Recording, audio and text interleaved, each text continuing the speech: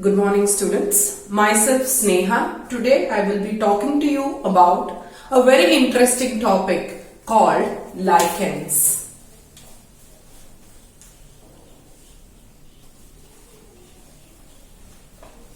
So what are these lichens? What are these type of organisms? So this is a type of organism which is placed under kingdom Mycota. Placed under kingdom Mycota. Okay. So since it is placed under the kingdom Mycota, you must already know that it is a type of a fungi. But it is not just a fungi. It is an organism which has got two other organisms which is living in symbiotic association with each other. What are these two organisms? Obviously, one organism you already know, it is a fungi. So the fungi or the fungal member of a lichen is called mycobiont. What is it called? Mycobiont. Understand? So the other member which is there in lichens is the algae or the alga. So the algal member is called the phycobiont. So now the symbiotic association with the fungal member and the algal member gives rise to a new organism called as lichens. Now you might have seen them, okay, but you may not have recognized them. For your understanding, I have got a log of wood which actually shows the presence of lichens. Now if you see this patchy region, okay, wherein you can see some green patchy things, right? Now this green patchy things are nothing but the lichens, and this is how a lichens look, and in this lichen we will have one fungal member and another as an algal member. So the mycobiont, when I say the mycobiont, the organisms which are involved in lichens is usually Ascomycetes member. Okay, usually Ascomycetes. Okay, usually it is Ascomycetes. Rarely we are going to find some of the Basidiomycetes. Okay, Basidiomycetes also as a fungal member. Next we are going to talk about the algal member. Here you should understand, since the fungal part is always a heterotroph, that means it is depending on any other organism for its food. Hence, a phototropic alga is always in symbiotic association with the fungi. Okay, so a green algae, mostly the green alga is found in symbiotic association with the mycobiont. So now, how does this lichens look under a microscope? So first we are now going in for having defined what is a lichen. Now we are going to learn about their structure or their morphology. The bulk portion of the lichen's body is made up of the fungi, where the fungi does all the major functions, like it is going to give the support, the mechanical support. So basically, when you see this particular log of wood here, you can see the way it is stuck to the surface of the wood. Can you see? Can you see the way it is stuck to the surface of the wood? So the sticking part is taken care by the fungi. The sticking part is taken care by the fungi. Then absorption of mineral nutrients from the substratum, whichever substratum it might be living, whether if it is living on the log of wood here, sometimes they live even on the rock. So what do? They are going to produce certain mineral acids, these lichens. Now these mineral acids are going to etch the surface of the rock or the bark on which they are living, and gives way for many other organisms to start living on that surface. So even the fungi also helps in absorption of moisture from the air. So most of the function, say about 80% of the work in the symbiotic association is taken care by the fungi. However, the major aspect, the major function of photosynthesis is taken care by the green alga. So green alga, what it does, it is going to prepare the food. So whatever food alga has prepared will be utilized by the fungi, and the alga gets a protection inside the fungus because no other organism is accessible to it. So it is kind of a give and take policy. Okay, so that's how we call it as a symbiotic association, or also called as mutualism. So having said this, when we look at lichens, okay, there are three different types of morphology which we can see in nature. So the three types of lichens which we are going to notice are, one is the crustose lichens, then the foliose, then the fruticose. Okay, the crustose, I can say, the crustose lichens are those lichens where their body is actually lobed and serrated, okay, and they are found attached at all the points. So basically it is oppressed to the substratum. Okay, it is oppressed to the substratum. No point is actually left. So they basically stuck very hard. So now if you can see here, there are certain lichens here. If you see, you can't just pick it out from your finger. Even if I'm using my nails, you see, it is not etching out.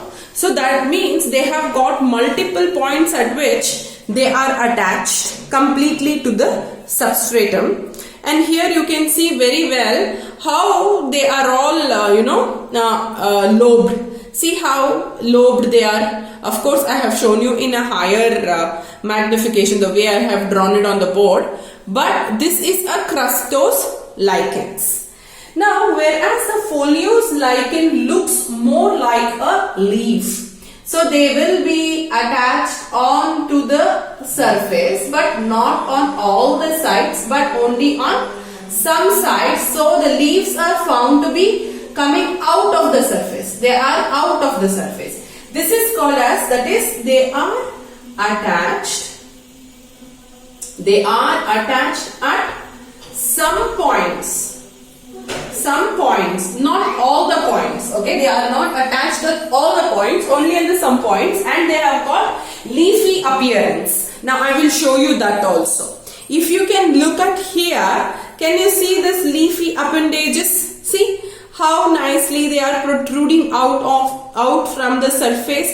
And here if you see the back side, that is the underside of the foliose lichen, you will see how it is actually protruding out, and it is not attached at all the points, only at some point, and this is called as the foliose lichens.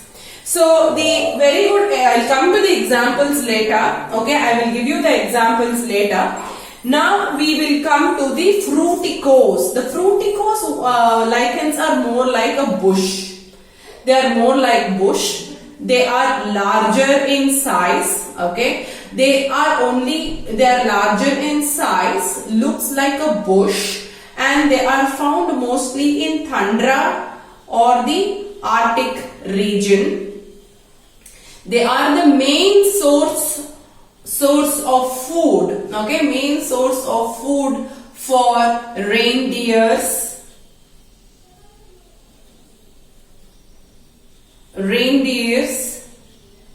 caribou, ox, very much like this. Highly branched structures. They are bushy. They look more like a grass, but they are not grass. Okay. So pictorially, they look like this. See, it's a kind of a bushy, branchy appearance. So they look like that. Now, the example for crustose lichen very common is the graphis. Okay, it's called the graphis. Okay. Then the example for foliose lichen is Parmelia. Okay. Peltigera.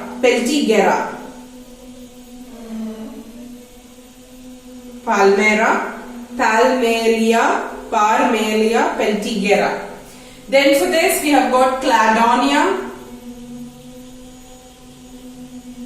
Usnea and Evernia.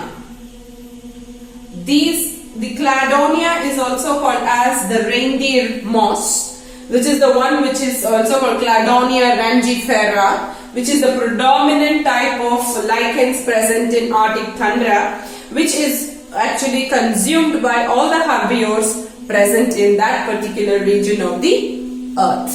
Now the Parmelia peltigera is also called as Kalhuvu in Kannada, which is used as a delicacy in Ballari district.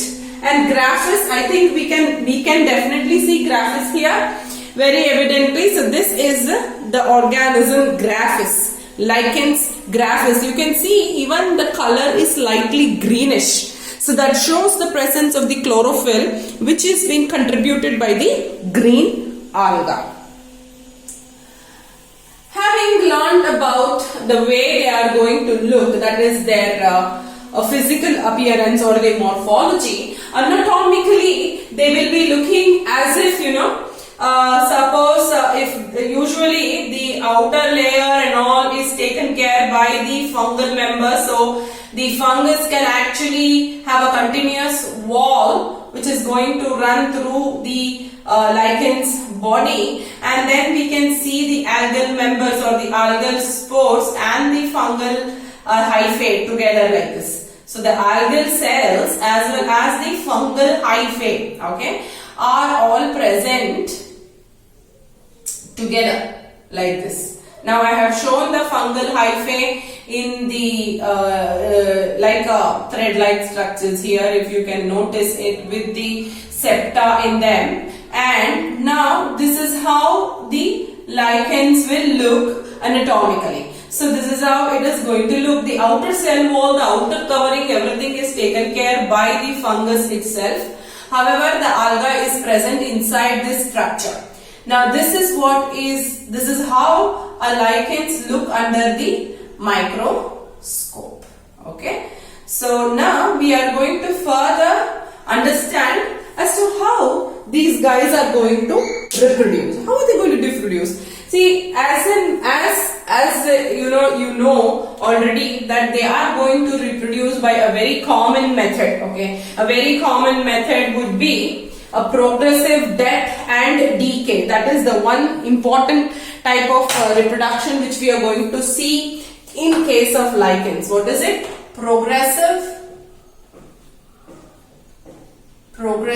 death and decay. A progressive death and decay process, and afterwards we also see the fragmentation. So this is a most generalized type of reproduction which we are going to see in case of lichens. However, we do see certain specialized structures which the lichens are going to produce, and those specialized reproductive structures are called as Isidia and Soredia. Isidia and Soredia. Isidia are protrusions which are going to form from the surface of the lichens like this. Okay, now if this is the surface of the lichens where there is both algal cells and the fungal hyphae, okay, algal cells and the fungal hyphae, and some part of the algal hyphae and the fungal hyphae and the algal cells get into this protrusion. Okay, so right now this is how this whole structure is called as the ECDR. Now this ECDR will pinch off. You should know that this whole structure has got both the fungal member, this is the fungus, and this is the algae. Both of them are present, which is enough to give rise to a new lichen or a new lichen organism. So this specialized structure is called as the ECDR. In the same way, they also produce sori or the soridia. Okay, this usually is seen in a little bit of a higher lichens like that, which shows a different morphology, mainly the fruticose lichen, where these soridia are the ones which are going to have the spores in them, which is called as the pustules. So let us say if this is the sporadia, okay, it has got multiple sore in it, which is going to have both the algal and the fungal member in it, both the algal and fungal member in it, and this is called as the pustules. These are called as the pustules, and under certain environmental conditions, what happens is this sori is going to burst open and the pustules are released, and when they find a particular substratum, they are going to get released, and then they start multiplying and produce the type of lichens they are.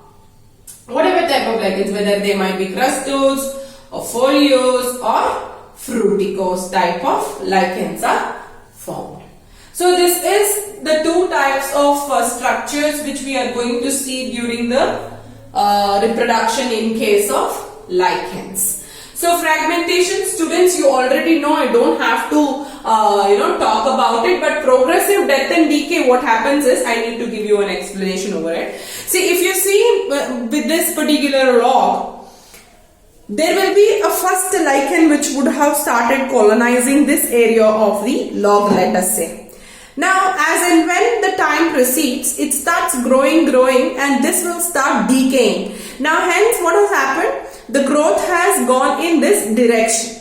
So, sometimes if it has colonized to the other end of the log, then the direction will be on that side. So, like that, as and when there is growth, there is a decay, and that will die, and the new lichens will be formed. That is what is called as the progressive death and decay. Of course, the fragmentation, very small fragment of the lichen just gets broken because of the action of the animals or the arboreal animals, arboreal birds or mammals or even humans, when we just walk on some rock and then we just slip on it and it gets broken up and falls on another substratum and starts living there. Having said all these things, we should also know about their economical importance. Now, what is the economic importance of lichens? Now, this particular organism, lichens, are very good indicator of pollution. Okay, so they don't grow in polluted area, so they act as a pollution indicator, especially when the air is polluted by sulfur dioxide. Okay, so they are indicators of air pollution, especially by sulfur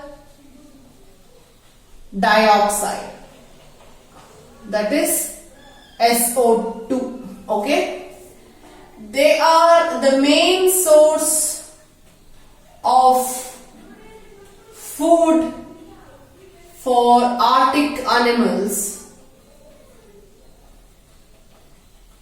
especially the reindeers, and hence it is Cladonia rangifera.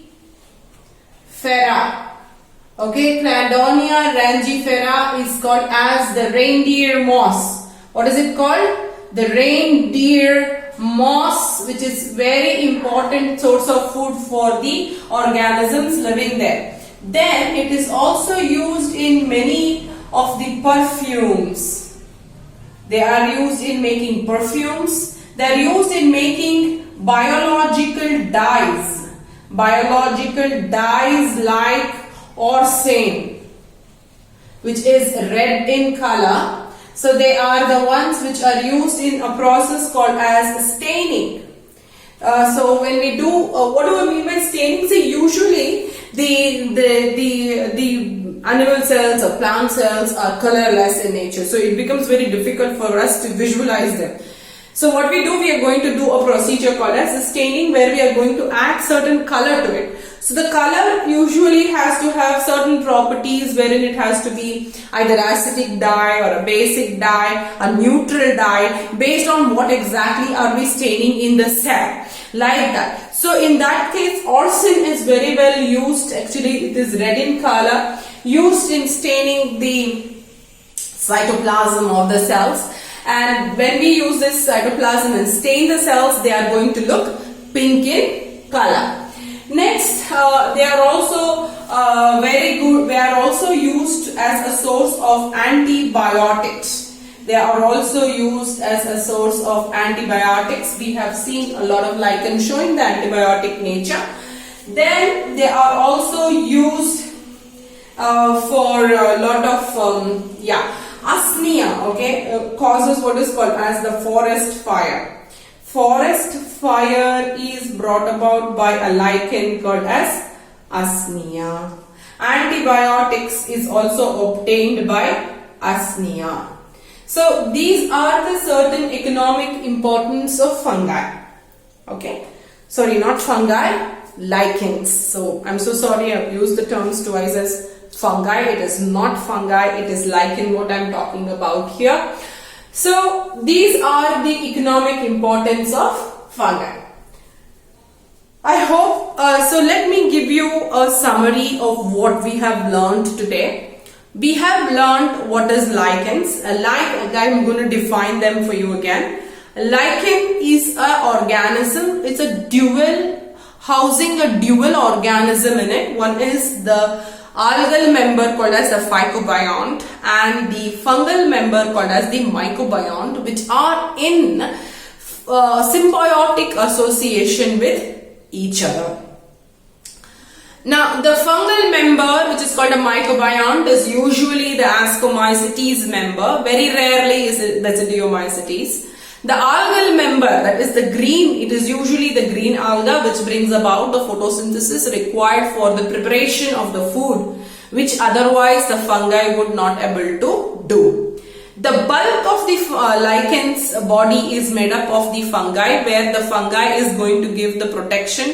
It helps in attachment to the substratum, helps in absorption of mineral nutrients from the substratum, and also absorbs the moisture from the air, which is required for the photosynthesis, which has to take place by the help of the alga to make the food in the form of starch. Okay, now there are three major types, morphologically three different types of fungi can be noticed. They are crustose lichens, foliose lichens and fruticose lichens. And then what are the nature of them. Next we went into the reproduction aspects of them. Then there is this Ascidia and Soridia, and their general type of reproduction includes the progressive death and decay, and also the fragmentation process. And the final but not the least is the economic importance of the lichens, where we said very importantly they cannot be growing in anywhere where the air is polluted. If the air is having enough amount of sulfur dioxide, you don't see lichens. So if you have gone on some trek, or if you have gone into some forest, next time or any time, if you remember, do make an effort to look around and see if you can find some lichens, and see whether they are crustose, foliose. You don't find fructicose here because fructicose are exclusively found in the Arctic regions or the tundra regions. So having said this, and also having shown you how lichens look, I am sure you would definitely appreciate it, and I'm sure you will be able to remember, because pictorial, showing it in reality makes you understand better. And I hope you have understood what I have taught you in this video, and I hope to look forward to teach you more and to learn more with you. Thank you so much. Have a good day.